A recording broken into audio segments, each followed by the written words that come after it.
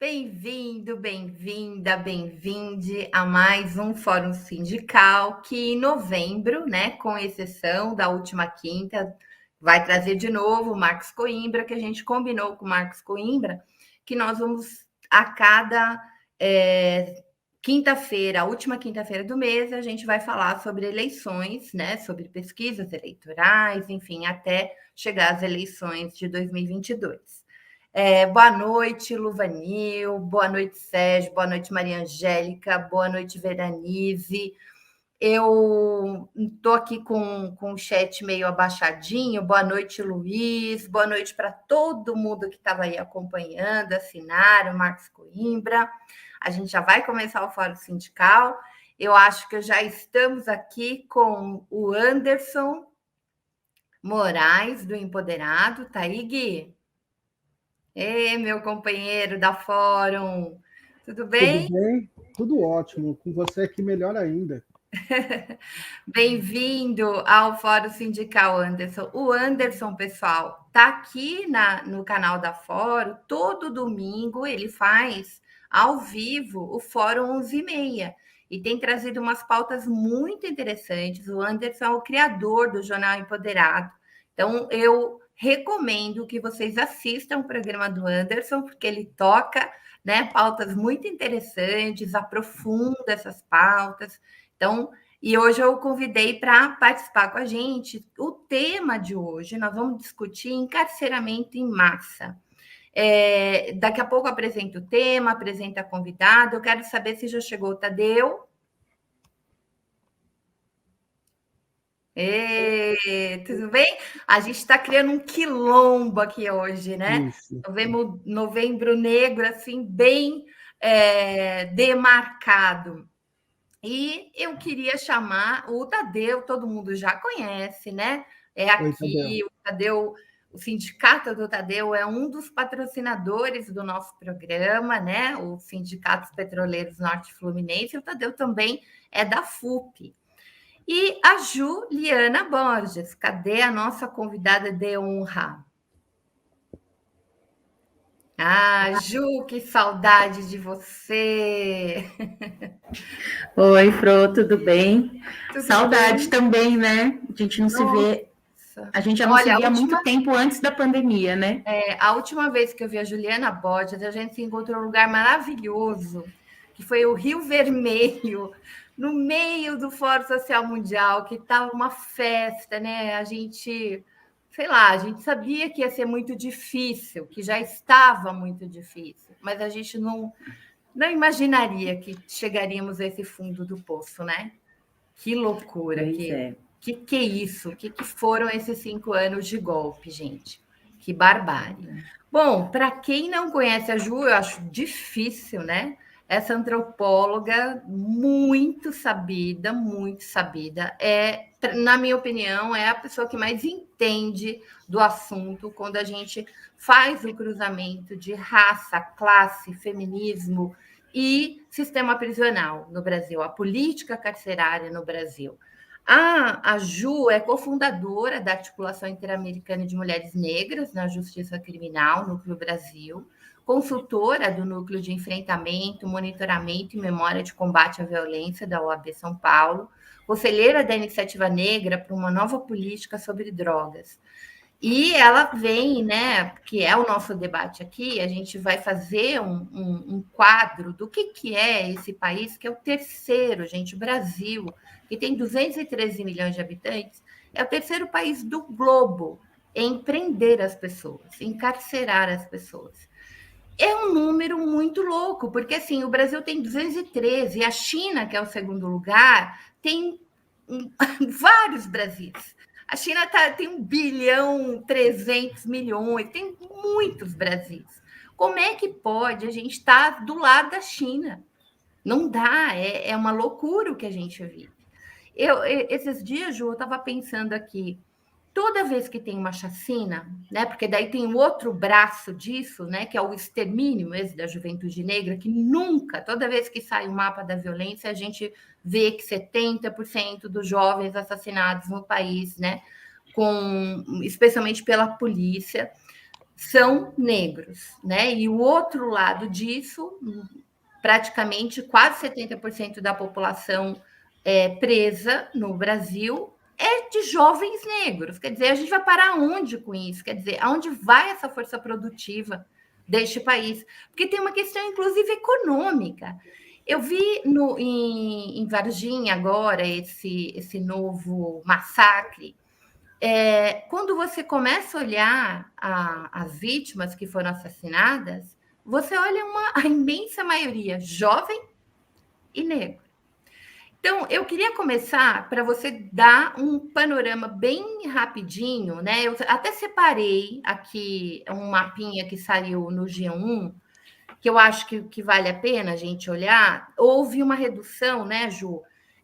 Quando a gente vê o encarcerado no sistema prisional, tirando os que estão nas cadeias da Polícia Civil, né, os que estão em regime semiaberto e tal, houve uma redução daqueles 700 e tanto, foi para 682. Mas existem algumas coisas que eu queria que o Guilherme colocasse o mapa para a gente chamar a atenção. Gui, você consegue clicar? Ele ficou clicável ou ficou só imagem? Ele não ficou clicável, né? São Paulo. São Paulo tem, gente, 1/3 dos presos do país. E eu acho que a Ju vai conseguir explicar isso para a gente, porque São Paulo é o laboratório, né, do capitalismo. Essa política carcerária, né, ela está muito relacionada ao racismo institucional e estrutural do país. E São Paulo é o centro, né, do capital e também é o centro deste modus operandi do encarceramento. Tem uma coisa importante aí também, a superpopulação no sistema carcerário. A gente depois pode falar um pouco como foi o horror, a barbárie da pandemia nas cadeias. Mas vai para o Amazonas. O Amazonas, gente, olha o número da superpopulação. O que é isso? Isso significa que não tem cela para as pessoas, né? Por que a gente vê a barbárie acontecendo nos presídios da Amazônia? Olha a situação, quase 200% de superpopulação. A Bahia é o lugar de menor índice se a gente comparar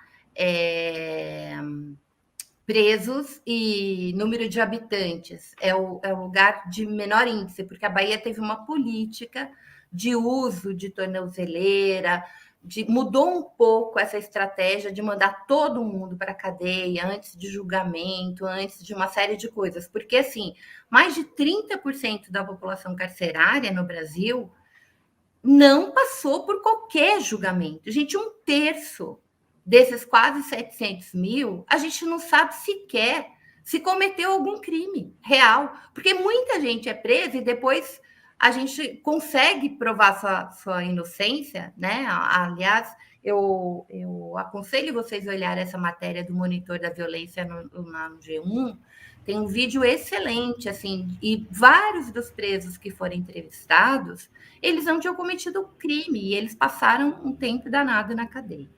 Bom, eu vou pedir, então, para a Ju começar, faz um mapeamento bem breve, Ju, mas tenta... porque, assim, por que eu fiz essa chamada, né? Para encarcerar, né? Eu acho que essa é a grande questão. Como é que a gente faz quando a gente tem o terceiro país mais encarcerado do mundo e não reduz a criminalidade? Não reduz a violência. É essa a solução? Queria que você começasse por aí o nosso bate-papo. Bom, boa noite, né, a todos, todas e todos que estão acompanhando a gente. Boa noite, Tadeu, Anderson. Queria registrar que é um prazer enorme, assim, vê-los. Espero que em breve a gente se veja pessoalmente, né, a gente possa se ver pessoalmente. Acho que está chegando, né, esse momento. E agradecer o convite para conversar aqui com vocês sobre um tema que eu acho que é muito importante, eu acho que é uma agenda urgente, né, do país, que, como bem disse a Fro aqui, eu não consigo, eu sempre chamo de Fro, gente. Como bem disse a Fro aqui, nós estamos aí em terceiro lugar, né, no ranking, quando a gente pensa em números absolutos, né, de população prisional, ao lado dos Estados Unidos, né, que tem uma população prisional de mais de 2 milhões de pessoas, e em segundo lugar a China, que, como bem disse a Fro, né, se a gente for comparar em densidade populacional, né, fica uma coisa realmente bem estarrecedora, né? E essa pergunta, assim, eu vou, assim, começar falando para vocês de onde eu falo, né? De onde partem as minhas reflexões, né? Então, eu me posiciono como uma abolicionista penal. Então, sempre que alguém me pergunta, é preciso ter prisão? É preciso punir? A minha resposta de pronto é não. É um não veemente, porque se a gente for olhar, assim, um panorama das pessoas que estão em situação prisional no Brasil hoje, né, desse contingente, não é a maioria que está presa por crimes contra a vida, né? Então, se a gente está falando, assim, de crimes... Porque, em geral, quando a gente fala dessa perspectiva abolicionista penal, as pessoas falam, tá, e os crimes violentos, né? E os crimes contra a vida?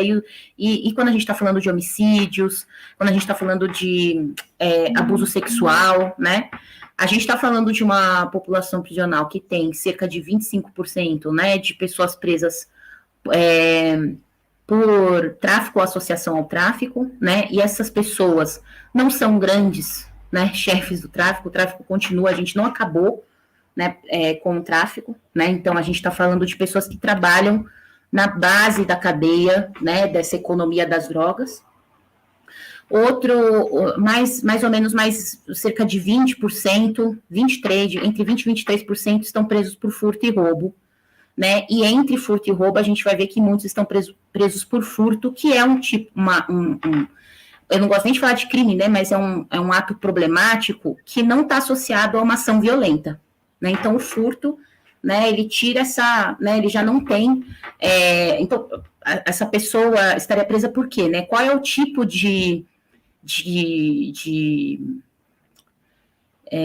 qual é o tipo de vulnerabilidade que essa pessoa traz para a sociedade, se não para si mesma, né? Passando pelo cárcere, né? Então, por que essa pessoa tem que estar presa e não podendo ser responsabilizada em outras esferas, né? Em esferas administrativas, civis, né? E eu tô falando nesse sentido porque muita gente sempre fala que nós somos muito utópicos, né? No abolicionismo penal, e como se a gente estivesse falando contra a responsabilização. A gente não está falando sobre isso. A gente acha que atos que são condutas que são consideradas problemáticas por pactuações sociais devem ter, em alguma medida, uma responsabilização, né? Mas, fundamentalmente, uma reparação e não uma retribuição da violência. O que a gente vê, historicamente, das prisões é que elas são mecanismos, né, que foram desenvolvidos não para diminuir o crime, né? Mas a pena, né, a ideia de pena, de penitenciário, né, como vai dizer bem a assistente social e intelectual Carla Cotirene, né, ela relembra a gente a etimologia da palavra penitenciária, que está ligada à penitência.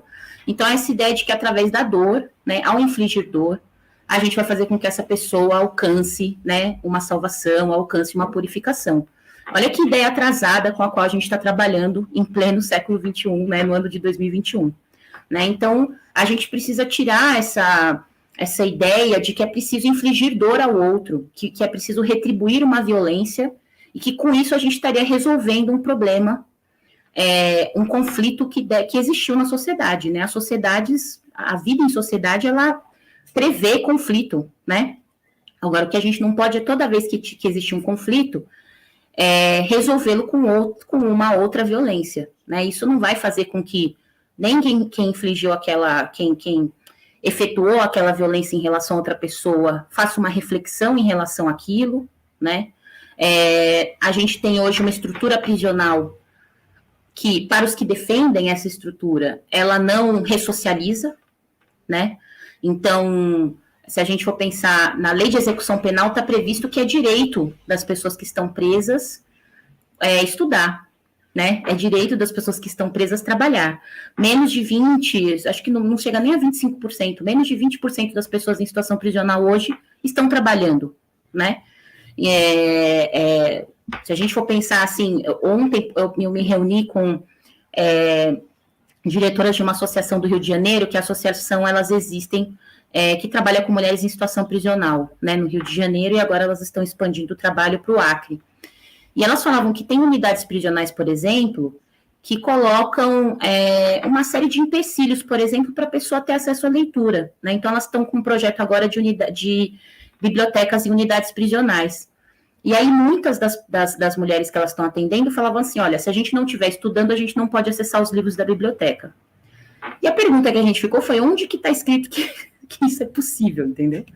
Né? A leitura, inclusive, a leitura, inclusive, ela é um instrumento de remissão de pena, né? Então, você está impedindo que uma pessoa exerça um direito. Então, quando a gente vai observar as prisões hoje, como elas funcionam, sem esgoto, né? Nessas condições que você mostrou de superlotação, né? Então, 190% de superlotação, né? As pessoas sem água, né? As pessoas que estão em situação prisional, elas têm que revezar para dormir, né?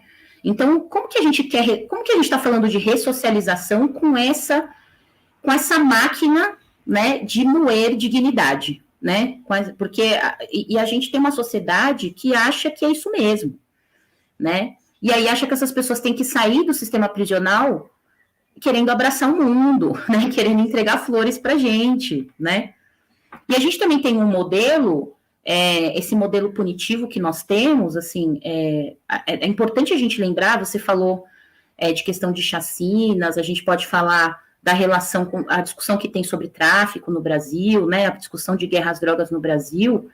A gente não pode esquecer que quando a gente fala desses grupos, né, organizados do tráfico, eles cresceram, né, e crescem a partir das prisões.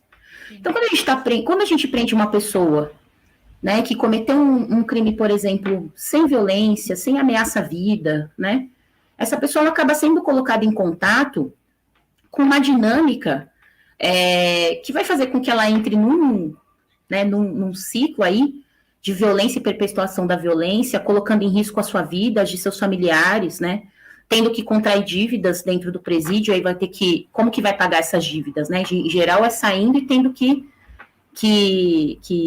fazer certos trabalhos, né, para o que a gente chama aí de crime, né, Ju, impede de estudar e vira uma escola do crime real, né? Exatamente. Então, a gente está falando de um Estado, né? Quando a gente fala de um Estado que amplia polícias, que amplia essa ideia de repressão, né? Preciso prender, né? Porque a sociedade fica demandando, né? Que a polícia prenda, né? Agora, prender para quê? O que vai acontecer com essa prisão, né? As pessoas pouco se importam. A gente está falando de um Estado que é o Estado que garante, em certa medida, né, quando está investindo nesse tipo de política de repressão e de aprisionamento de pessoas, que está fortalecendo esses grupos que depois eles dizem combater, né? E muitos desses grupos que acabam se organizando a partir de demandas que, né, se a gente for pensar no estado de São Paulo, são demandas, quando a gente tem as grandes rebeliões, né, dentro de presídios, que surge um dos grupos, né, maiores aí organizados, que é o PCC no Brasil, né, a gente fica marcada na nossa memória aquela foto, né, de um helicóptero passando deles falando de direitos, né, então, como é que fica essa relação, né, me parece muito, o discurso punitivista me parece, me soa muito fraco, né, não apresenta soluções, porque, como você disse, não há uma relação de maior aprisionamento e diminuição da criminalidade, né? Isso não acontece nem nos Estados Unidos, isso não acontece aqui, isso não acontece na China, né? Então, na verdade, as prisões, o que, assim, no limite, assim, resumindo, porque eu acho que eu já falei demais nessa introdução, mas é o que eu defendo nas minhas formulações e que muitos ativistas têm falado, é que as prisões, na verdade, são esses mecanismos, né, de controle e extermínio de determinados grupos socio-raciais, né? Então, quando a gente vai olhar mesmo populações racializadas pelo sistema colonial moderno, né, pelo capitalismo, em outros países, né, então a gente vai pensar, esses dias eu assisti um ciclo sobre abolicionismos penais, em que a professora e ex-juíza Maria Lúcia Caram apresentou um número da Austrália, né? Então a gente vai pensar, a população aborígene é super ínfima na Austrália, E quando a gente vai olhar a presença dessas pessoas no sistema prisional, tem um descompasso, né, muito grande, né? Então, eles estão, assim, 20 vezes mais presentes na prisão do que eles estão presentes na sociedade australiana, né? A gente vai pensar na população negra norte-americana, né? População negra nos Estados Unidos, eles não são maioria, né? Diferente do Brasil, né? Eles são 13%, se não me engano, na última estimativa. Quando a gente vai olhar em estados como a Califórnia, como diversos outros estados, eles são mais de 50% da população prisional. Então, a gente está falando de uma máquina, né, que serve para o exercício da violência do Estado, né, e para controlar determinadas populações. Ou, como diz Angela Davis, né, o depósito dos detritos do capitalismo, é onde estão os indesejáveis, né. Então, e eu fico pensando, se não soluciona, por que a gente não é criativo e pensa outras soluções, né? Porque a gente tem tanto medo de romper com essa ideia da punição, né? Tem um comentário do Ivanildo que vai muito na linha que você disse. Ele diz: a força produtiva no atual panorama geopolítico neoliberal, especificando o Brasil, resulta agora num grande exército de miseráveis. É a lógica inconsequente do projeto neocolonialista do Brasil. Por isso que eu comecei com a história do laboratório de São Paulo, né? Porque São Paulo é este laboratório. Aí você olha porque ele é responsável por 1/3, né, dos presos no país. Eu vou pôr o Anderson na conversa. Anderson. Oi, Ju, prazer. Olá. Rever. Estivemos juntos a última vez, nossa, no Fórum Social Mundial. Foi no Fórum também. Choramos juntos por Marielle. Choramos juntos por Marielle. Choramos junto por Marielle, verdade, Marielle. Gente. Aquele Fórum Social foi isso. Oi, Tadeu. Ô, Ju, eu queria iniciar aqui. Na verdade, eu estou numa fase que eu estou mais preocupado com as perguntas do que as respostas, às vezes. Eu vejo muitas certezas. E como eu tenho a oportunidade de ter você aqui conversando sobre esse tema, então eu tenho só perguntas, principalmente, apesar de, como a Maria Flor falou, eu estou num jornal de recorte racial, e eu até brinco, Ju, que se eu for publicar tudo que acontece de encarceramento da nossa população, eu viro da Atena Preto, porque diária é um volume gigante. E eu queria iniciar esse papo perguntando para você, a gente está falando aqui do encarceramento, mas esse encarceramento ele tem classe e raça. Essa que é a grande questão, é punitivista porque tem classe e raça? Assim, para iniciar a questão, assim, porque você fez um aparato geral que é um Estado que só gosta de punir. Porque eu sempre, quando eu era mais jovem, eu achava assim, por exemplo, torcedores brigaram, então faz um sistema de serviço comunitário. Por que tem que prender o menino que brigou, às vezes, tirando o lado criminal, se ele tirar a vida de alguém? E aí eu sempre ficava tentando entender por que se o menino passou no farol vermelho, ele não podia ser punido. Mas daí, quando você cresce literalmente e começa a ver o rosto dessa pessoa que está presa, o perfil social, e aí eu queria te perguntar isso. É punitivista e não quer resolver, por exemplo, você trouxe algo que eu não sabia, que eu achei horrível, que é essa questão da leitura. Cria-se, então, imbróglios para realmente manter essas pessoas encarceradas? Não, com certeza. Essa pergunta ela é ótima, porque esses dias eu estava lendo um texto de um colega, de um amigo, né? Mas colega assim, de ativismo também, que ele dizia que a gente tem pouco. O crime de homicídio, né? Ele é pouco solucionado no Brasil, né? Cerca de 15% só dos homicídios são solucionados no Brasil. Acho que não chega a 20%. E ele falava o seguinte: a gente está falando de um país em que tanto pesquisadores quanto ativistas têm apontado que a maioria das pessoas que são assassinadas no Brasil tem classe e raça e gênero, né? São maioria jovens homens negros. E quando a gente vai pensar os feminicídios também, são majoritariamente mulheres negras, né? E ele falava assim, não se resolve homicídio porque quem morre é preto e pobre, né? Então, eu acho que não dá para fazer um debate sobre um debate antipunitivista, né? Não dá para pensar o sistema prisional sem pensar raça e classe, e gênero, né? Então, esses dias eu vou fazer assim um merchan aqui, porque eu estou muito feliz que vai ter a tradução de um livro para o Brasil, que é da Jack Wang, que é sobre capitalismo carcerário. E ela está justamente fazendo essa reflexão a partir de como se constrói esse sistema penitenciário, essa estrutura que é a prisão, essa estrutura não, esse mecanismo que é a prisão, né, para aprisionar a partir de uma hierarquização racial que se constrói, né, no capitalismo. O capitalismo precisa dessa hierarquia, né, racial para sustentar a hierarquia social, né, que ele produz. E ela vai falar que a ideologia punitiva, ela está tão forte na nossa sociedade que hoje são desenvolvidas outras tecnologias de aprisionamento. Por isso que ela vai chamar de capitalismo carcerário. Então ela fala assim, não dá para pensar. Por isso que eu fico muito irritada quando eu vejo pessoa de esquerda punitiva, sabe? Pessoa punitivista de esquerda, que fala, tá errado, entendeu? Porque essa é uma lógica da punição, do controle, do extermínio, né? De montar, de ter exército de reserva, de ter miseráveis, né? Essa é uma lógica do capitalismo, né?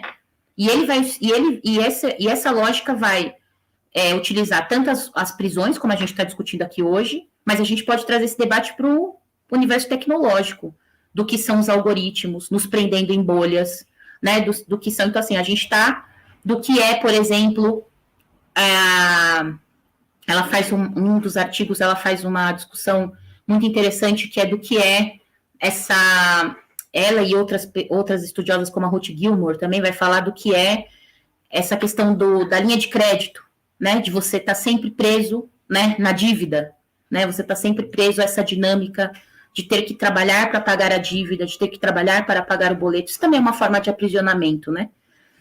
Então, para mim, assim, não é possível pensar prisão, né? E não é possível pensar punitivismo sem pensar exatamente nessas categorias que você colocou aqui. Então, para mim, é punitivista porque é constituído, né, por esses sustentáculos indispensáveis do capitalismo, né, que é raça e gênero, né, então é raça, classe e gênero agindo conjuntamente, né, é só a gente pensar o que são os chamados crimes de colarinho branco no Brasil, né. A questão é que eu acho que a discussão porque a nossa sociedade é tão punitivista que, assim, a gente falava da impunidade, né, não prendem os corruptos, né, porque a corrupção, ela também tem... Não é só o fato dessa pessoa enriquecer com o dinheiro público, né? A gente também tem que pensar nas consequências disso. Então, se esse dinheiro foi desviado, muitos ficaram sem acesso à saúde, sem acesso à educação, saneamento, né? As consequências sociais e políticas e econômicas para isso. Mas a lógica é tão invertida que as pessoas pensam assim, não, então prende-se pouco, então vamos prender mais. Em vez de trazer um outro tipo de reflexão. Porque eu fico pensando muitas vezes, assim, é claro que a gente, são muitos os sentimentos e é preciso responsabilizar muito fortemente esse tipo de ato problemático, esse tipo de crime, principalmente. Mas eu fico pensando assim, onde estão o dinheiro que essas pessoas desviaram, né? Porque aí a gente tem aquela aquela explosão, todo mundo compartilhando a foto do fulano algemado, não sei o que, e o dinheiro nunca volta pra gente. Né? Onde foi parar esse dinheiro? Né? Essa pessoa vai continuar tendo herdeiros, né? Os herdeiros vão continuar ali aplicando na bolsa, gerando mais riqueza, né? Eles continuam aí, né? Se a gente for pensar, acho que há uns 3, 4 anos atrás, teve um estudo, acho que foi uns 4 anos, um estudo na Itália, eles resolveram estudar as famílias que compõem a elite italiana, né? E eles viram que a maioria remetiam, assim, a tempos, sabe, renascimento, né? Assim, as pessoas estão no poder há muito tempo. Se a gente está falando de Brasil, a gente está falando de famílias que detêm o poder no país, que estão aqui desde as capitanias hereditárias. Né? Então, Então, acho que pensar o antipunitivismo é a gente pensar, é meio que trocar a chave, né? Não significa que essas pessoas não têm que ser responsabilizadas, muito pelo contrário, né? Porque são crimes que têm consequências reais na vida das pessoas. Ô, Ju, Deixa eu só fazer um adendo aí, que eu acho que você falou do livro da Jack Wang, e aqui no Brasil, uma coisa que sempre me incomodou, e eu não vejo esse debate, é o custo do presidiário. Quando a gente. E aí eu estou falando o custo da manutenção de uma pessoa presa, né? E associado com o quê? Com aquilo que a gente vê das situações nas prisões: ratos, comida estragada, falta de água, sem colchão para dormir, né? As pessoas se revezando. Espera um pouquinho. No Brasil é mais ou menos, gente, R$ 1.500 cada preso. Então, olha, põe aí na conta que a gente tem cerca de 700 mil presos, multiplica isso por R$ 1.500. Este é o custo, R$ 1.500, de uma criança na escola o ano inteiro.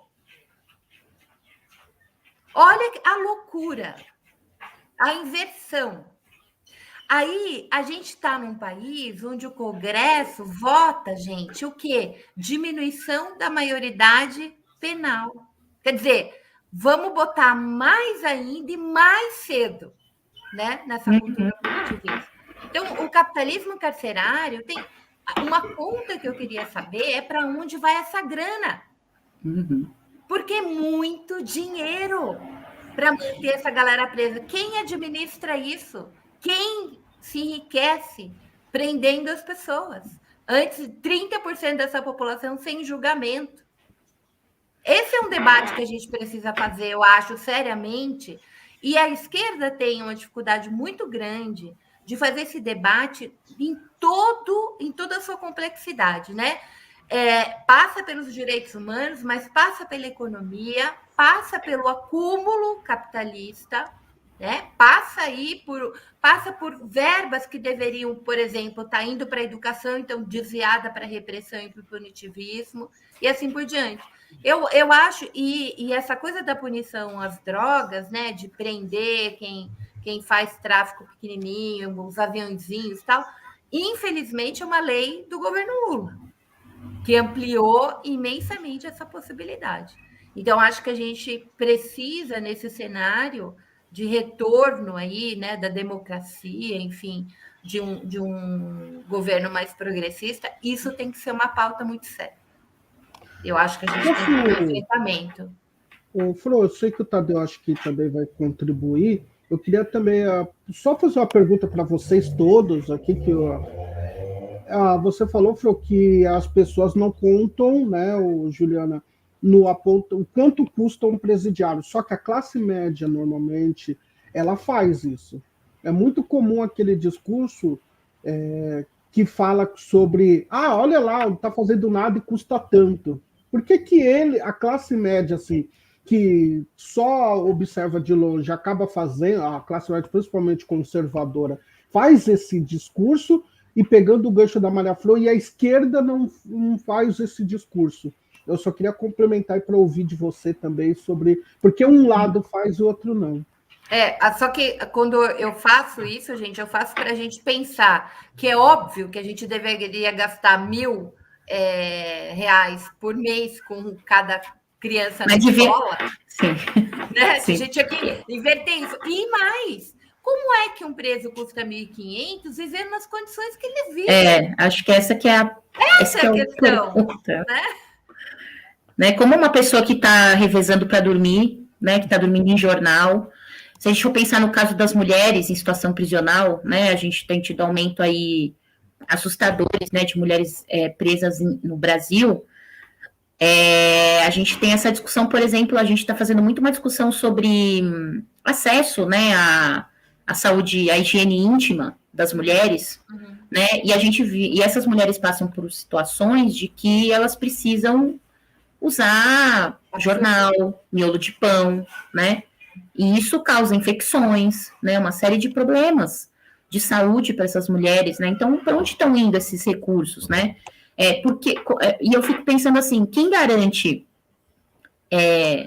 recursos básicos para quem está em situação prisional são os familiares, viu, gente? Não tem sabonete, não tem sabonete, não tem pasta de dente. Elas fazem serviço, gente, muitas vezes, para poder comprar cigarro e o cigarro comprar sabonete. O cigarro é a moeda na prisão.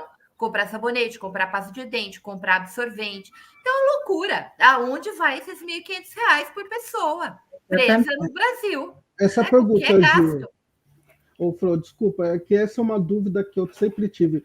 Quem regulamenta esse financiamento que chega? O custo dele, quem é que faz a regulamentação? E, principalmente, por que ainda se faz isso que é secular, da família sustentar o preso, sendo que já tem uma verba para isso, enfim. Isso não deveria acontecer, né? Quando a gente vai pensar na lei de execução penal, tem ali as obrigações do Estado, né, em relação às pessoas que estão em situação prisional, inclusive de garantia desses itens básicos, né? Então, essa é uma discussão que é espinhosa, né? Espinhosa no sentido assim, eu vejo muita reticência das pessoas em fazer essa discussão, né? Em desvendar esses... acho que para a gente não tem outro nome, né, gente? Algum desvio acontece no meio do caminho, né? Para não chegar na ponta das pessoas, né? E para as pessoas viverem nas condições que elas vivem, né? A gente está falando, assim, de um sistema prisional, gente, que a gente está aqui fazendo esse encontro, né? Fazendo bastante lives e tal, estamos numa pandemia. E quando a pandemia da Covid-19 chega no Brasil, a gente já vivia uma epidemia de tuberculose nos presídios brasileiros, né? Tem presídios que a gente tem, segundo o mecanismo de proteção nacional de proteção contra a tortura, né? Que inclusive enfrentou muitas dificuldades, né? Que enfrenta muitas dificuldades para fiscalizar o que acontece nos presídios, nas unidades prisionais no Brasil. Eles já apontavam essa epidemia de tuberculose nos presídios, e a gente tem casos de epidemia de surtos de sarna, né, por conta da situação, das quase nulas condições de higiene que essas pessoas vivem, né? E muitas vezes, assim, um tipo de coisa super fácil de ser tratada e que não tratam, e que, assim, tem casos de que isso evoluiu para uma infecção que evoluiu para óbito. E na pandemia, né, Juliana, tinha preso com Covid na cela, não foi separado.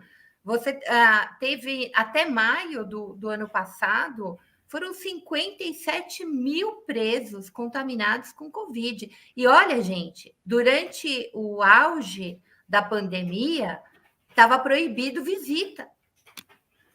Então, sim, olha só, 57 mil contaminados, morreram mais ou menos umas 450 pessoas, né? Teve, obviamente, agentes prisionais, tem agentes prisionais, né?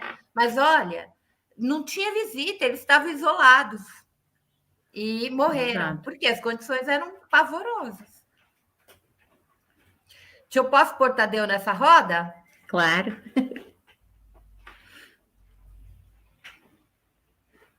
Não estamos te ouvindo.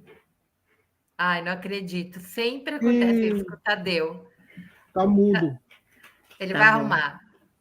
Enquanto isso, eu vou ler o Bruno está colocando o livro, né, da Jaque Wang, livro Capitalismo Carcerário. Foi. O Bruno está acompanhando. E vai para o microfone da webcam, sei lá por quê, velho. Boa noite, Ju. Boa noite, Anderson. Boa noite, família. Como é que estão as coisas? Ju, eu queria fazer uma pergunta, sei lá, velho, um pouco diferente, sabe? Nossa, as coisas ficam na cabeça aqui, cara. Primeiro, velho, é claro que, poxa, eu também sou muito contra a punição, só que é dificílimo de defender, na real, né? Eu sou da família do interior de Minas, eu tenho 15 tios e tias no total, eu não consigo me ver defendendo com a minha galera, sabe? Com gente que eu sei que não vai me bater tanto, igual nesse clima animal que a gente tá, né? Mas eu fico pensando, gente, não faz o menor sentido você dar mais poder para ser humano, subjugando o ser humano sempre vai dar M, né? Aí você pega, cara, você pensa o judiciário brasileiro, a gente estudou bem por causa da Lava Jato, né? Fez uma raiva na gente, cara, que não é pouca coisa. Igual ali do Paraná. É todo mundo filho de herdeiro de alguma coisa. Tem um cara que escreveu um livro sobre isso, velho. Mostrando a conexão de todas as famílias do Paraná ali, velho. Uma bolha pequenininha, você fala, meu Deus do céu, o judiciário é o pior poder que a gente tem, nós estamos lascados demais. Não tem freio popular nenhum, né? É só concurso. A classe média dá um jeito, a classe rica dá um jeito de pôr a galera lá. E você pensa, meu Deus do céu, nós estamos muito lascados, sabe? Mas é óbvio que, pô, a gente tem fé, né? Estamos aqui, estamos de pé, nós vamos dar um jeito de fazer o que for necessário. Nesse sentido, Ju, olha só, eu tenho sentido que isso é um pouco política, é coisa de branco, né? Essas regras, tudo que você vai cafungar, você chega em Newton, chega em Arquimedes, chega não sei, tudo homem branco, sabe? Aí você fala, poxa, velho, será que na nossa história, será que não tem uma saída boa para como que a gente deve se relacionar? Essa questão, por exemplo, da punição me remete ao behaviorismo, né, um homem branco, a ideia do positivismo, outro, sabe? E, poxa, isso parece que está muito dentro de nós, né, velho? De todos nós, qualquer instituição, inclusive a mais de esquerda, que lê nossa aqui, sabe? Vai ter ali aquelas ferramentas de punição, então é difícil, né? Você conhece alguma, dentro desse estudo, sabe, relação social onde a punição não prosperou de alguma forma para passar para a gente? Eu estou desconfiado que nosso povo se relaciona melhor, sabe? Mas, pô, silenciaram todo mundo, não chega nenhum documento na gente, para a gente ter certeza. Mas fica as ideias dentro da cabeça falando, ó, vai por esse caminho, porque pode ser, né? Mas eu sei que tem estudiosos como você que deve ter o cara fungado, tanta coisa assim, e pode trazer pra gente, sabe?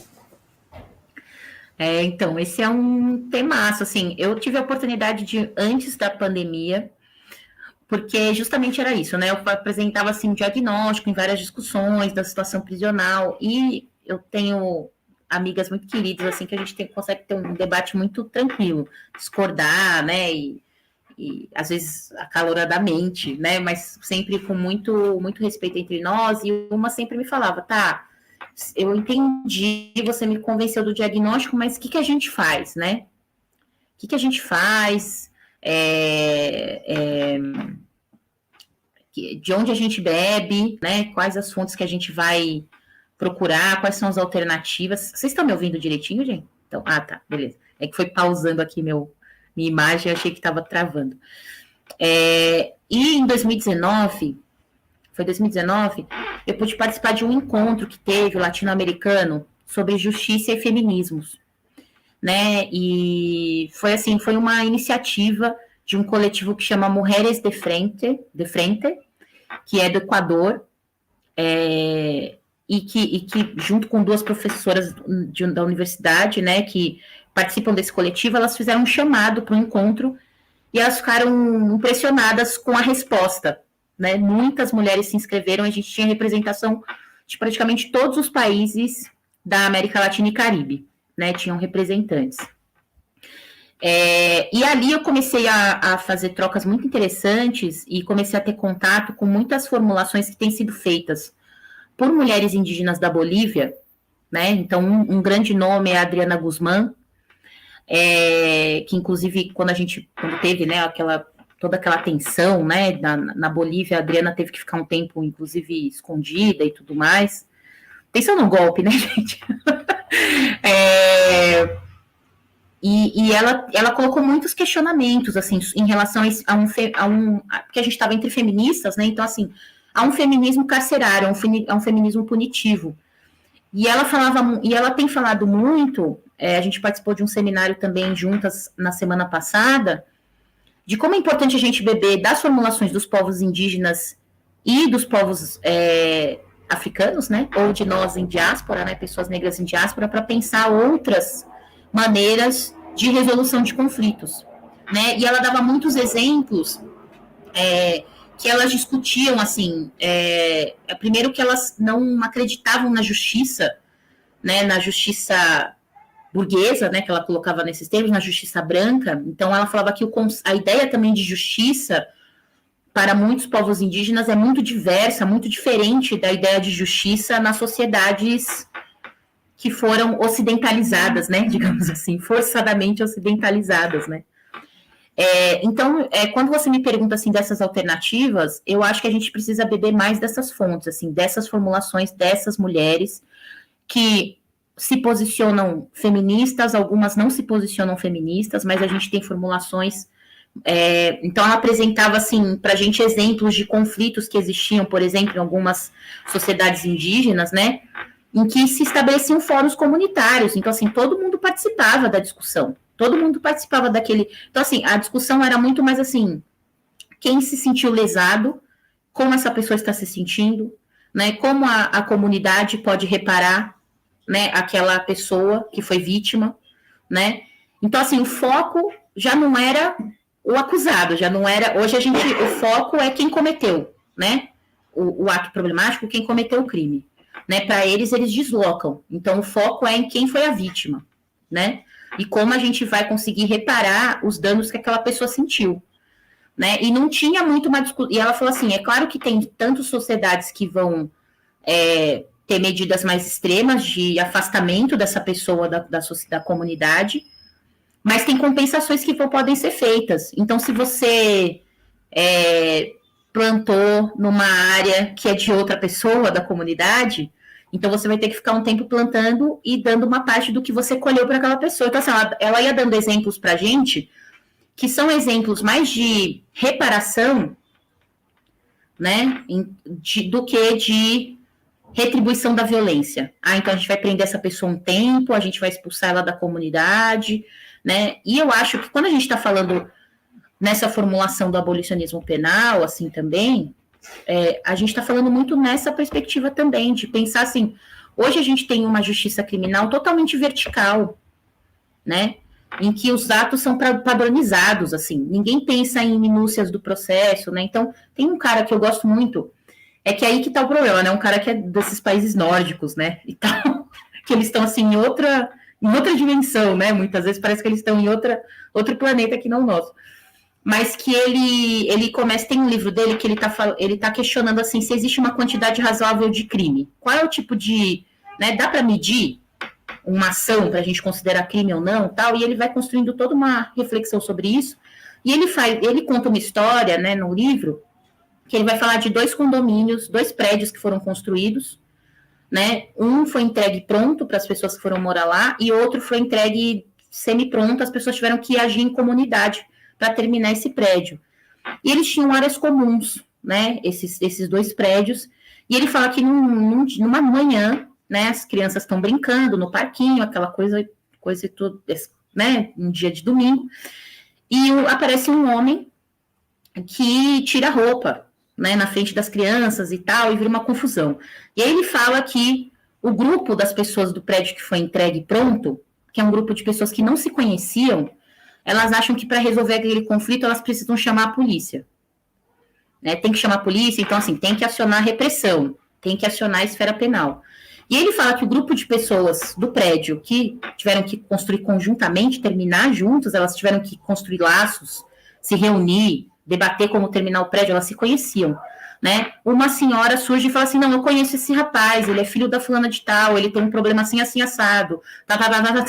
Então, assim, o que ele está querendo dizer é que quando você conhece as trajetórias das pessoas, inclusive, isso ele vai falar assim, ele foi acompanhando isso em outras situações também, ele vai dando outros exemplos de que quando você conhece uma pessoa que cometeu algum ato problemático ou cometeu algum crime, em geral, a punição que você vai pensar para essa pessoa, ela vai ser mais amena do que se você não conhecer essa pessoa, né? Então, o que eu estou querendo dizer com isso? Quando você mobiliza uma comunidade, porque hoje a gente é muito alheio a esses processos, a gente é muito alheio ao processo penal, né? A gente é muito alheio ao que acontece. Teve uma briga entre os vizinhos, a polícia veio e levou. Ninguém quer saber o que aconteceu com essa mulher que ficou ali, como que está o processo dessa pessoa que foi levada pela polícia. E o que ele está falando a gente precisa pensar modelos de justiça mais horizontais. Não tem jeito. Viver em comunidade significa se envolver em problemas da comunidade. Não dá para a gente viver numa sociedade, em que a gente não está nem aí para o que está acontecendo com o vizinho, para o que está acontecendo, sabe? Com pessoas que estão próximas, né? Então, eu acho que essa perspectiva, assim, que dialoga muito com essas formulações que essas mulheres têm feito, então a gente tem essas formulações tanto desse grupo, que é o Mulheres de Frente, no Equador, quanto dessas mulheres indígenas da Bolívia, que tem muito como referência a Adriana Guzmán. A gente tem também grupos, e é muito interessante que tem muita mulher nessa discussão, né? Então, também eu acho que também tem uma questão de gênero aí importante para pensar o punitivismo. Então, a gente também teve contato com grupos de mulheres da Colômbia que estavam discutindo o que significaria esse processo de paz da Colômbia. Então, foi preciso pensar outros mecanismos que não a justiça já em funcionamento, né, na Colômbia, para tratar, por exemplo, de conflitos que aconteceram em algumas cidades. Né? Porque a gente estava falando de pessoas que iam ser reincorporadas naquelas comunidades que cometeram algum crime em algum momento, né, nesse processo de disputa e de guerra interna, de guerra civil que tinha na Colômbia. Então, como é que você faz isso? Né? Não, a gente não quer prender, a gente quer restaurar os laços nesses lugares. E esse é um trabalho difícil, porque vai envolver ouvir as pessoas que cometeram aquele ato que a gente considera problemático, ouvir a pessoa que se entende vítima, ouvir a comunidade e não hierarquizar essas vozes também. Né? Isso foi feito na África do Sul, né? O que foi feito o processo de... A gente não teve, né? A gente tem essa coisa assim, no Brasil é muito assim, a gente é muito, deixa pra lá, passou, bola pra frente, né? A gente não resolveu até hoje o que foi a ditadura militar no Brasil, né? Eu não acho que resolveu, né? Não, a gente não lidou com isso, né? A gente não lida, a gente tem um processo assim de abolição que ninguém pensa no pós-abolição, ninguém pensa o que vai acontecer depois. Fica feliz aí com a sua liberdade, né? Com a sua liberdade, né? A gente tem inclusive uma crônica do Machado de Assis, que muita gente falava que ele não se posicionava, tem uma crônica dele assim, do pós-abolição, que ele fala que as coisas vão continuar como estão, né? Como sempre estiveram. Claro que ele escreve isso de uma maneira muito melhor do que eu estou falando aqui, né? Mas a gente é um país que não lida com conflito, né? A gente não consegue lidar com conflito, assim, em diálogo, né? A gente é muito violento, muito... Né? Tem que punir, tem que sumir com essa pessoa da minha frente, né? E eu acho que dialogar com essas formulações indígenas, africanas, de fóruns de mulheres, né? Que se organizam e tudo mais, eu acho que é aí que está a saída, assim, para a gente pensar um outro modelo de justiça e de segurança também, né? De segurança que seja comunitária e não seja uma segurança policialesca, repressora, né? Anderson. Primeiro, eu acho que o Tadeu trouxe algo que colabora para a gente ouvir. Eu gostaria, Juliana, que se você pudesse falar o nome do livro, né? Que você falou maior, porque eu achei esse exemplo que ele deu. Qual? O do Norte. Eu vou o nome dele é Nils Christ. Eu vou colocar aqui no grupo, no fórum. Ele chama... Isso, o Guilherme põe lá no chat para nós. Achei muito interessante essa ideia, né, Tadeu? Porque dá um norte da gente lembrar que sobre os crimes, pensando sobre o que está sendo preso. Por que ele está sendo preso? Né? A gente separar uma coisa é tem gente, vamos pôr assim de forma clara, quem nasceu em periferia ou é próximo dela sabe que tem gente que quer ser do crime, que é uma escolha dele, mas tem as necessidades, tem o capitalismo, né, Juliana? Por exemplo, é fácil a gente falar para o menino não querer ter o tênis, você podendo comprar o tênis. Agora, aquele que está em cima do esgoto e ele quer ter o tênis, ele vai fazer o jeito dele. Certo ou não, a gente tem que entender isso. Acho que entra nisso também. E das compreensões. Mas eu gostaria aqui também, Juliana, de ouvir de você uma questão. Há um tempo atrás, mas não é uma ideia que surgiu do movimento negro, né? Eu faço parte dessa ideia, desse surgimento, que era trabalhar um ponto que eu queria ouvir sobre, que a gente acredita que é o seguinte: tem o genocídio da população negra e tem o encarceramento em massa, que são dois ativos grandes. Mas nós acreditamos, eu em especial, que para chegar até lá tem passos. E um desses passos é a abordagem policial. Uma abordagem policial mal feita, violenta, não justificada, pode levar tanto a um genocídio da população negra como um encarceramento em massa. e eu queria ouvir isso de você. Como que você vê isso? Porque a abordagem que, por exemplo, vou dar um exemplo, 2 casos. O rapaz que foi filmar, ele mesmo filmou, o policial saiu da agressão, não sei o que, só estava fazendo uma manobra com a bicicleta. Aquilo poderia levar ao encarceramento dele, ou poderia levar a um genocídio da juventude negra. Né? E eu queria ouvir um pouco de você sobre isso, sobre a questão da abordagem policial, que pode, e normalmente é sim, o primeiro passo que leva a esses 2 grandes macros problemas. Eu queria, Ju, deixa eu só complementar aí, que eu acho que é esse, quando eu digo do debate complexo que a gente está fazendo, né, que a gente tem que olhar para todos os lados, a Liana Lins está com um projeto, né, para os concursos das guardas municipais, só porque ela não pode intervir na polícia militar, mas eu acho que pode ser uma referência, né, porque toda vez que a gente conversa com um policial militar, quase eu chamei um para cá que a gente já entrevistou, bem bacana, assim, que tem uma reflexão muito grande sobre a sua própria corporação. Não existe o debate de direitos humanos, não existe o debate da cidadania, né? A segurança pública, ela é vista como a continuidade da repressão dos tempos coloniais. Então, assim, a ideia era, para o concurso, ou seja, para entrar, já colocar uma barreira aí de alguém mais preparado no sentido do debate da democracia, do debate dos direitos dos cidadãos, do debate de direitos humanos. Se você imagina que esse caminho pode ser um pouco do freio que o Anderson coloca, né? Dessa violência policial ser tão astronômica que vive matando gente inocente por causa da cor da pele.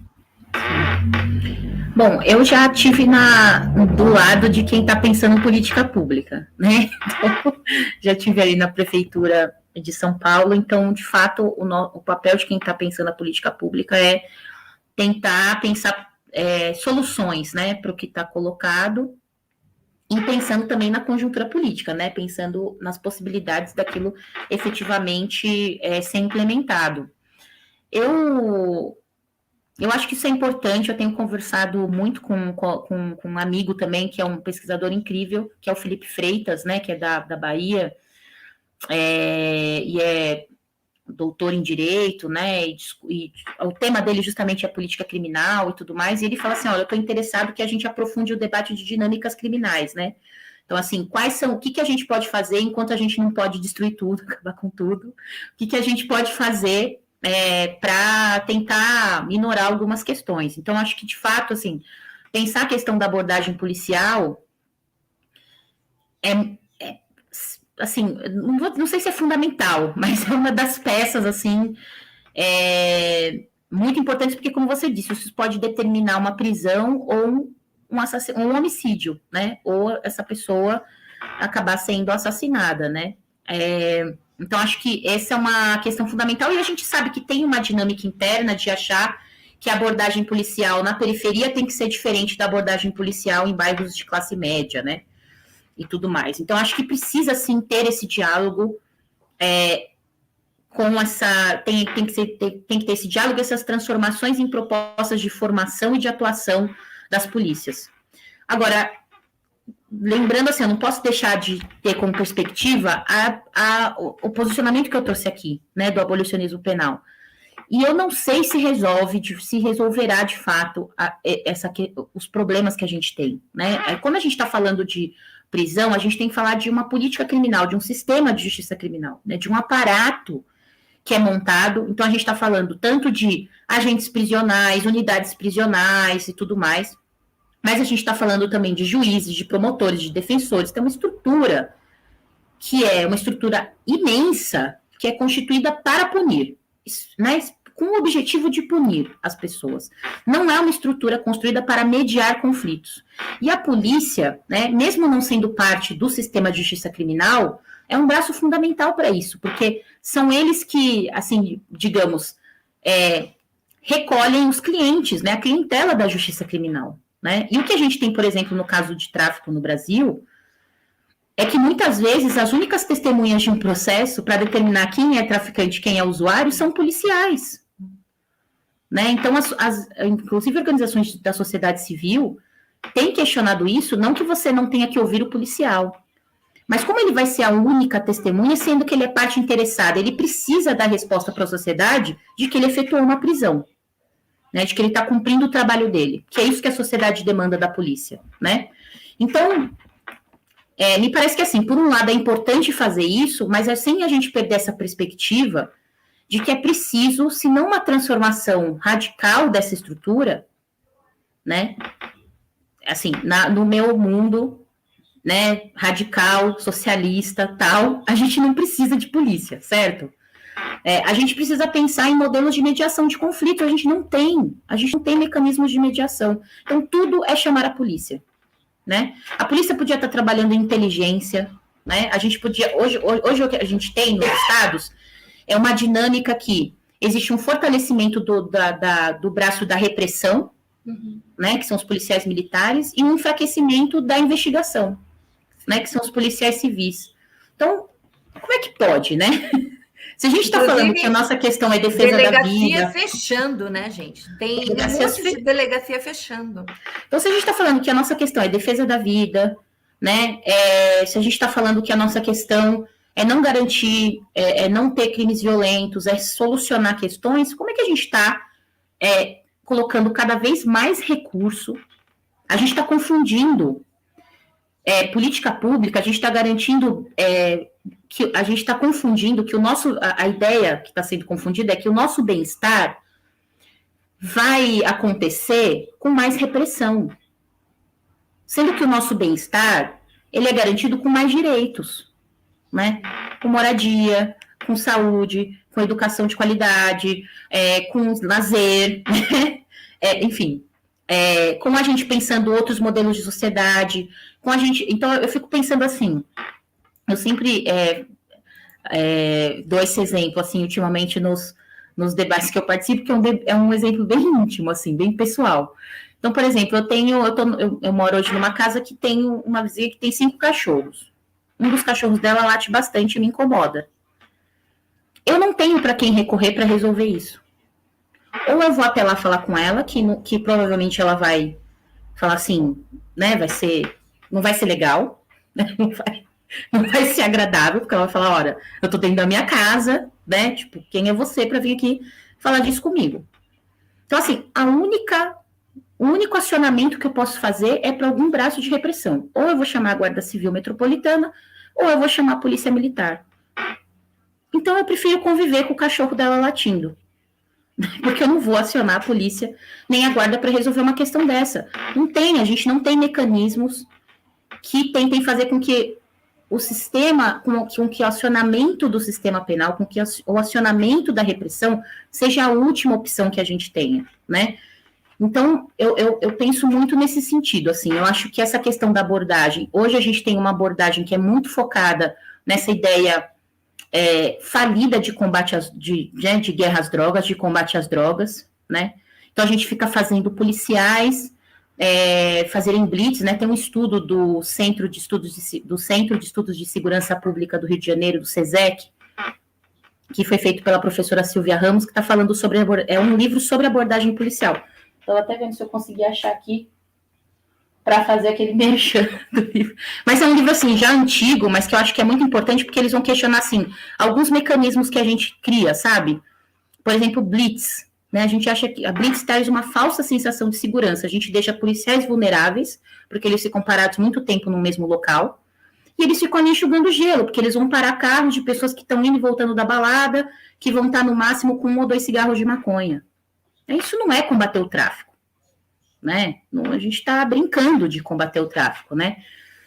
Então, acho que tem todas essas nuances, sabe, gente? Assim, eu acho que é importante, sim, a gente pensar em mecanismos de regulação e de fiscalização dessas abordagens, né? Porque o que a gente está vivendo num cenário hoje que o que se tem é tentativa de afrouxar isso, né? É tentativa de... A gente teve agora dados sobre homicídios que não incluíram dados de homicídios cometidos por policiais, né? A gente tem aí tentativas de afrouxamento de da punição em relação a policiais que são violentos, que cometem homicídios e tudo mais, né? Então a gente está numa situação bem complexa. Então acho que essa questão é importante. Eu acho que focar em formação é importante, mas a gente precisa mexer nessa estrutura.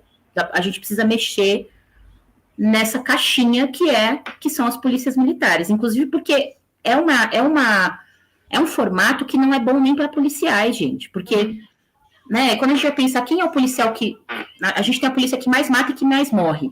Sim. Né? E quem são os policiais que morrem? Né, são policiais até 35 anos, de periferia, negros, né? Quem são os comandantes das polícias? Né, em geral, não são homens negros de periferia, tudo mais, né? Então, a gente está falando também de uma corporação que reproduz, né, essas hierarquias, que reproduz um modelo, e que eu acho que, assim, eu acho que é interessante esse projeto da Liana, mas eu fico pensando, se a estrutura essa é uma estrutura embrutecedora, né? Sim. A da polícia. Então, assim, tem essa ideia do herói, né? Então, o policial tem que ser o herói, aquele que salva o dia, tem que ser o super-homem. Então, a gente está falando também de uma polícia, de polícias e de guardas também, super adoecidos mentalmente, né? Ninguém fala de suicídios entre policiais. A taxa de suicídios entre policiais é muito grande em relação à população em geral, né? Então, a gente está falando de pessoas que estão na rua, teoricamente, para nos proteger, mas que, na verdade, estão protegendo a propriedade privada, né? Sim. Mas que estão na rua, teoricamente, para nos proteger, e que estão adoecidos, que têm péssimos salários, que podiam ser... que estão pensando em estar armados, porque eles estão o tempo inteiro, eles são formados para estar o tempo inteiro, né, o tempo inteiro em alerta. Quem consegue ficar o tempo inteiro em alerta, gente, ficar saudável? Não tem como, né, acontecer isso. Né? Então, eu fico pensando, quando eu vou pensar em alternativas, eu tento pensar mais nessas alternativas de criar espaços de mediação de conflitos em que a gente precise menos acionar esses braços repressivos, assim, né? O Ju, a Luvanil diz, já fui parada numa blitz por eu ser negra e o carro estava com documentação certa e PVA pago. A gente vai discutir muito isso, Luvanil, semana que vem, quando a gente falar do racismo estrutural, né? Porque, assim, toda hora que a gente olha, quem mais morre, policial negro, né? Qual é o jovem que mais morre? Então, a gente vai precisar falar como é que se estrutura isso, né? Como é que as pessoas naturalizam a barbárie, porque isso é uma barbárie. Né? Um músico ser morto com 80 tiros é a barbárie, né? É a barbárie. Então, a gente precisa discutir isso de modo muito, muito consistente. O Anderson tinha uma pergunta, eu ia girar para o Tadeu. Tadeu, por favor, prefiro que o Tadeu faça primeiro. Tá, e eu só queria fazer uma observação nisso que a Ju falou. Mato Grosso do Sul, comparado com o Brasil, é mais que o dobro do nível de encarcerado. Então, a cada 100 mil habitantes, o Brasil tem em torno de 300, quase 400. Mato Grosso do Sul é quase 800. Por quê? Porque está na fronteira da rota de droga. Então, se prende no Brasil por causa disso. Se prende no Brasil por causa disso. E com depoimento, geralmente, dos policiais, etc. Tadeu. Olha os cachorros. Aí,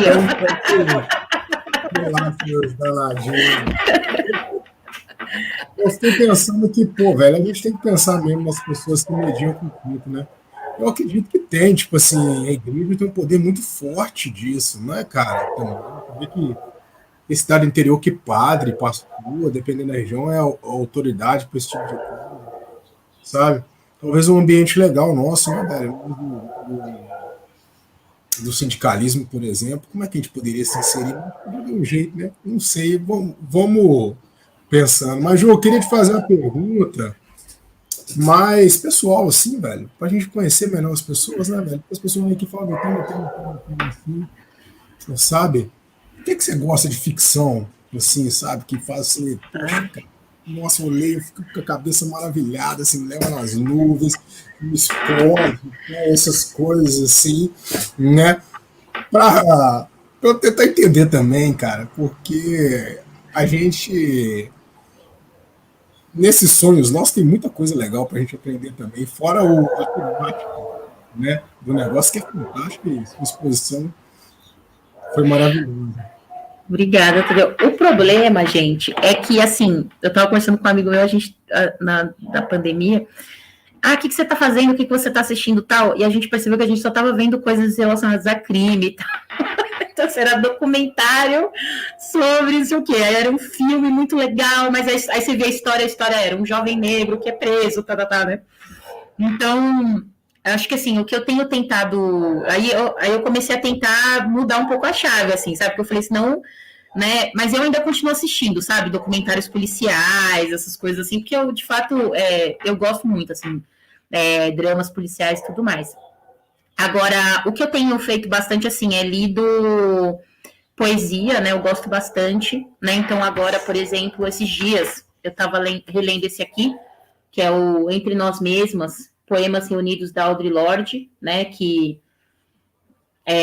tem o debate, porque é Audre Lorde, né? Então, tem debates, assim, conflitos aqui, questão racial e políticos e tudo mais. Mas eu acho lindíssima a maneira como ela escreve, como ela se expressa e coloca isso, assim.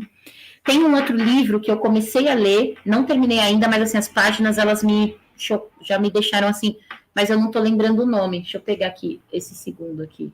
Aí. Tô com assistente aqui, gente. É esse livro aqui, que chama A Palavra que Resta, do Stênio Gardel.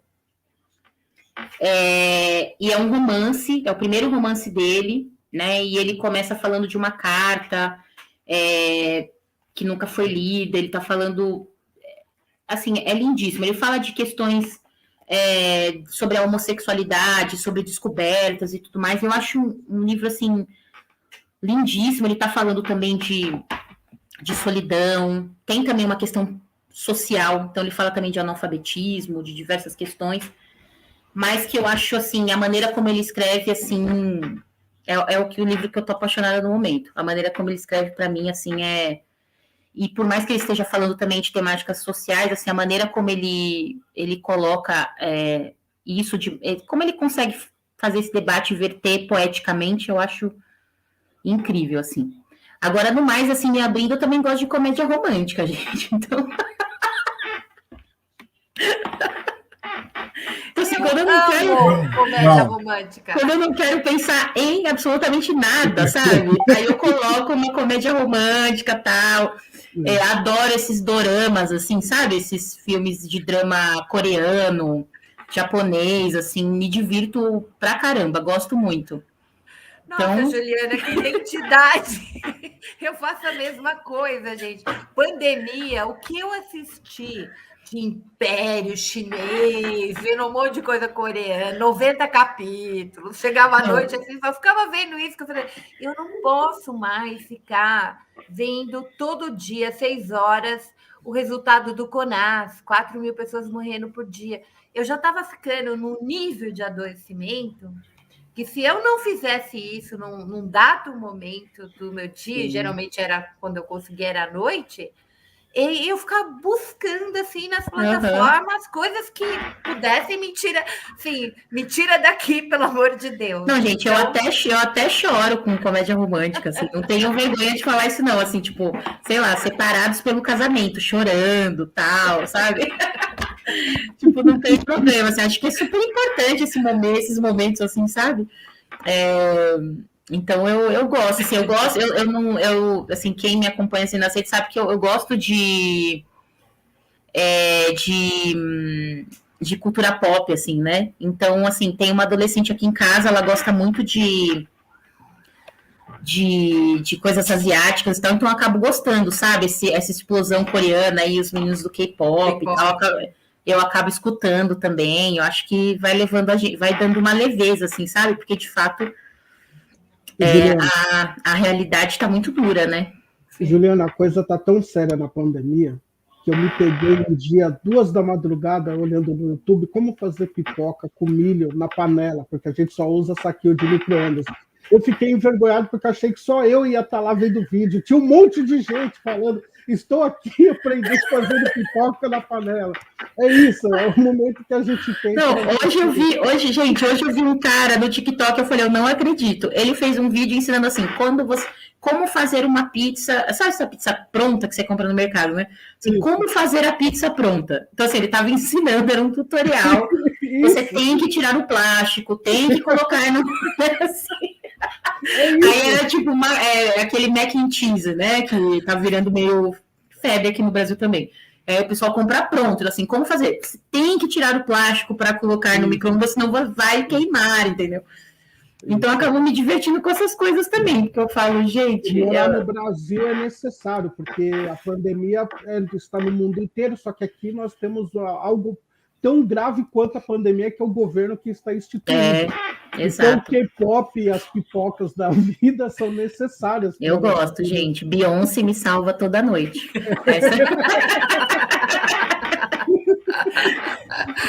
Ai, gente, eu quero terminar esse programa tão pesado, né? Que a gente tem um desafio tão grande com essas risadas, porque a gente conseguiu se energizar um pouco, porque a luta é muito, muito, muito árdua. Então, eu queria saber se alguém mais quer dizer algo muito importante, senão a gente já pode terminar assim. Mas, comecei esse programa porque eu tô com tanta dor, né? Essa coisa de ficar sempre com as minhas... Eu ganhei isso aqui de uma leitora. É uma delícia, gente. É um monte de sementinha, ó. Aí você bota no micro-ondas, aquece. Eu tô fazendo o tutorial. O tutorial. Bota no micro-ondas, aquece. E aí você bota aqui. Então, ele vai... Como a minha dor é cervical, ele vai... E tem um cheirinho, porque as sementes são tipo de camomila. Ai, que delícia. Foi um presente de leitora mais maravilhoso que eu ganhei na vida, porque eu tenho muito essa dor cervical. Aí, ao longo do programa, né, você vai falando, meu Deus, olha isso. Eu li muito li o livrinho da Ju. Gente, o livro da Ju, Encarceramento em Massa, ele pode ser baixado na internet. Vocês comprem, mas vocês vão encontrar. É preciso ler, porque a gente precisa se empoderar disso, né? Para poder fazer um debate consistente. E aquilo que o Tadeu falou, como é que a gente vai discutir com as pessoas para a gente viver um pouco melhor? Porque não é possível, sabe? A gente viver sabendo que quase 1 milhão de pessoas estão vivendo com rato, com barata, com tuberculose, colocando o jornal na vagina porque não tem absorvente. E tudo isso está saindo do bolso do contribuinte, mais ou menos 1.500 por mês, para essas condições de vida. E a gente tem que viver numa sociedade onde a gente bote dinheiro na educação e não diminua a maioridade penal. E assim por diante. Então, nós temos muito desafio, porque parece que a gente está indo para trás, né? A gente só resolve problema criando mais problema. Então, a gente precisa sair disso. Não é possível. Então, assim, ao longo... E essa pergunta, o Tadeu, ele tem... Toda vez que o Tadeu participa da live, é uma delícia, porque o Tadeu, ele dá nó, sabe? Assim, ele dá uns nós e a gente fica assim. Na última live que ele participou com o Jefferson D., que a gente estava discutindo o Dr. Gama, cara, a galera, assim, quase chorou com o Tadeu, de tão lindo que ele é. E ele sempre traz esse melhor de nós, né? Ele quer saber quem é a gente real. Então, isso é muito bom. Eu adorei, me abri aqui, gente. Aí. K-pop, dorama. Mas eu já faço isso, eu gosto disso. Eu gostei disso, porque eu acho que é importante as pessoas saberem que nós todos somos humanos, somos gente, né? Então, a gente não está o tempo inteiro, né, assim, refletindo, tem momentos que a gente quer só curtir com os nossos, só dar risada, só, né? Então, espero que a gente faça isso em breve, todo mundo junto, gente, presencialmente. Então, ó, meus amores, eu vou abrir Tadeu, Anderson, Ju, a gente se despede da galera. Tadeu? Mandar um beijo, Fro. Gosto muito de ver preto inteligente, cara. Eu fico feliz demais, porque eu vi muito branco já, né, velho? Tá ligado? Eu acho lindo a pele do Andes, coisa linda, brilha, cara. Fico fascinado mesmo, sabe? E deixar um abração aí pra Ju, pro Andes, pra você também, né, Fro?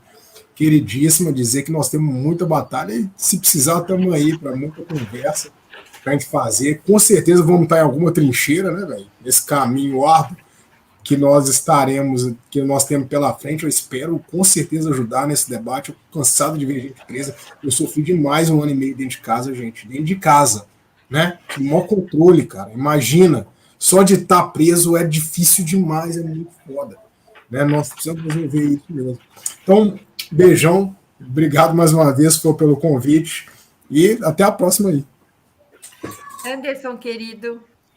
Eu queria agradecer, Tadeu, Ju, que é maravilhosa, a nossa intelectual, que a gente tem que valorizar e toda vez chamar pela cunha, né? Porque eu conheço qualquer deputado que nunca estudou, nunca fez nada, só se candidatou a chamar de doutor.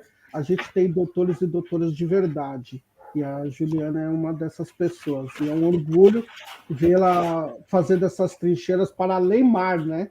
Isso é muito importante.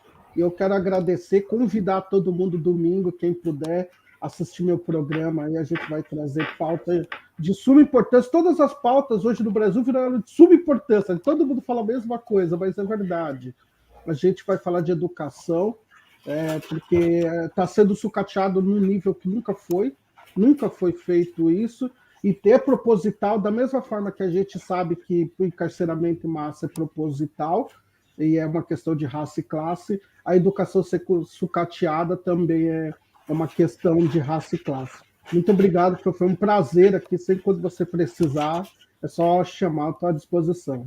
O Anderson está de volta aqui semana que vem. A gente vai discutir, eu falei para vocês que a gente vai discutir racismo estrutural com o professor Denis de Oliveira. O Anderson está na bancada. Juliana, minha amada. Gente, eu só quero agradecer, assim, passou assim muito rápido. Assim, falei, gente, isso está acabando, assim. Agradecer super a oportunidade de conversar aqui com vocês, de poder ver, mesmo que da tela, vocês, e dizer que eu estou sempre à disposição aqui para a gente conversar, para a gente trocar. Então, às vezes a agenda está meio corrida, às vezes eu demoro para responder, eu sou campeã da demora para responder, mas a gente vai se ajustando e a gente vai encontrando maneiras de se encontrar e trocar, com certeza. Então, um beijão, fiquem bem, se cuidem para a gente se ver em breve. Muito bem.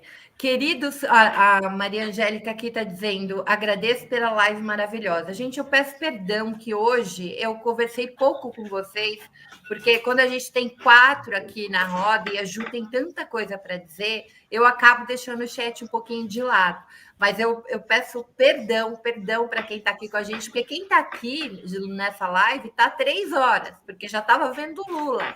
Então, eles estão, assim, fiéis. Então, Maria Angélica está agradecendo a gente por essa live maravilhosa e eu agradeço vocês por fortalecerem nosso canal, né? Eu sempre lembro isso, gente.